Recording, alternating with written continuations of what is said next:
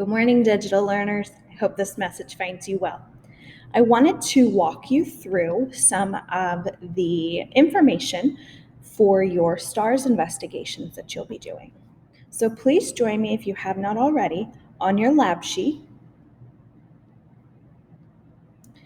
And at the very top, you should see that it asks you what are stars. So I'm always reminded of this classic video clip. Timon, Yeah?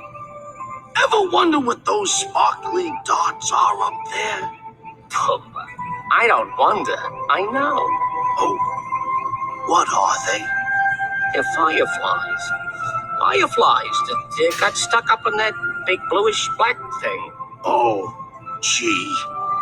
I always thought they were balls of gas burning billions of miles away. Pumba, with you, everything's gas. So, contrary to what we typically think of Pumbaa being the one who's wrong and Timon being the one who's right, in this situation, Pumbaa is correct. So, stars are objects in space that emit energy in the form of light and heat. They are made of gas and dust that are attracted to each other by the force of gravity. And as you will see when we go over the life cycle of stars, when this force of gravity gets to be great enough, it actually starts a nuclear reaction inside the core of the star. So what do stars produce that we are able to measure and study? Electromagnetic energy. That's why we've been going over the electromagnetic spectrum for the last few days. And we're able to use telescopes with different filters to view the various forms of electromagnetic energy produced by stars.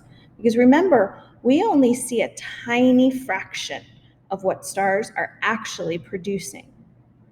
So a reminder that the electromagnetic spectrum is all energy emitted by stars placed in increasing order of their energy values. So we have very long wavelengths for radio waves. Remember, the length between two waves is considered the wavelength, and the farther apart these are, the lower the energy is. As we climb up to gamma rays, we find that there's very little very little length between these waves. So it's a high wavelength, or short wavelength, which means high energy. So what have astronomers actually learned by looking at electromagnetic energy from stars? They have learned to figure out how far away they are, how bright they actually are, their temperature, which kind of determines their color, which also kind of determines their size. So these last three are very closely related, and we're going to explore that relationship further in the days that come. So for investigation 1, you are going to look at the question, how does a star's distance affect its size and brightness when viewed from Earth? So you have instructions as well as a materials list on your lab page. I want you to gather your materials, follow instructions carefully, and record your responses on your paper. So pause me now, go complete the investigation, and then come back when you're done. Welcome back. So hopefully, what you should have observed is that a star's brightness can change based upon how far away from Earth it is. So let's look at this first image. You have this on your lab sheet. So the observer is seeing that A and B, both stars, appear to be about the same brightness. But when we look at the night sky, we can tell that B is a much larger star than A. So then what has to be true if they're appearing about the same brightness? Is B closer or farther than A? Very good. You should have said that B was going to be farther away. We have something similar happening in this image. So you have distance from Earth along the bottom, and you can see to our observer again that A and B appear to be about the same size.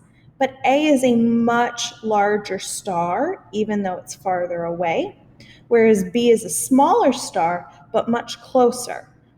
So we have to be very careful that we don't just use the brightness of a star to tell us how far away it is. Otherwise, we would be tricked time and time again by this situation. So investigation 2, this is one of my favorites.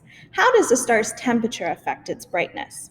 So you guys are going to be completing this lab using 3 different temperatures of water and 3 glow sticks. Hopefully you have pink or blue glow sticks as they work the best. I want you to record your prediction and then make sure that you record your data and responses. So pause me, head out, do that investigation, and then come on back.